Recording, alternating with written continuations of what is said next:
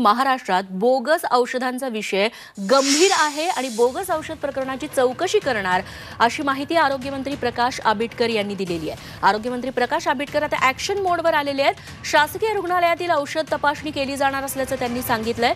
तसंच खासगी रुग्णालयात रेट कार्ड बोर्डवर लिहिणं बंधनकारक असेल असंही ते म्हणाले। बोगस औषधांच्या खरेदीचा एक सगळ्या राज्यामध्ये चर्चेला विषय आला आणि त्या अनुषंगानं कोणत्याही परिस्थितीमध्ये अशा पद्धतीने कुठेही गंभीर चूक होता कामा नये यासाठी राज्यातल्या सर्व दवाखान्यांमधल्या एकूण औषध खरेदी जी झालेली आहे त्या सगळ्या औषध खरेदीची प्रत्यक्ष तपासणीसुद्धा आता सद्यस्थितीत असणाऱ्या औषधांची सुद्धा तपासणी करणं आणि भविष्यात अशी कोणतीही चूक होऊ नये आणि आरोग्याशी सर्वसामान्य माणसाच्या खेळायचा अधिकार कुणालाही नाही त्याबद्दल कठोर पावलं उचलण्याबद्दल तात्काळ 15 दिवसांमध्ये या संपूर्ण राज्यातल्या सर्व दवाखान्यातल्या औषधांची तपासणी करणं आणि जे दोषी असतील त्यांच्यावरती कारवाई करणं आणि जे योग्य असेल त्या सगळ्याचा निश्चितपणानं पाठपुरावा करणं अशा पद्धतीची भूमिका घेण्याबद्दलचा पहिला निर्णय आजच्या बैठकीमध्ये आपण घेतला।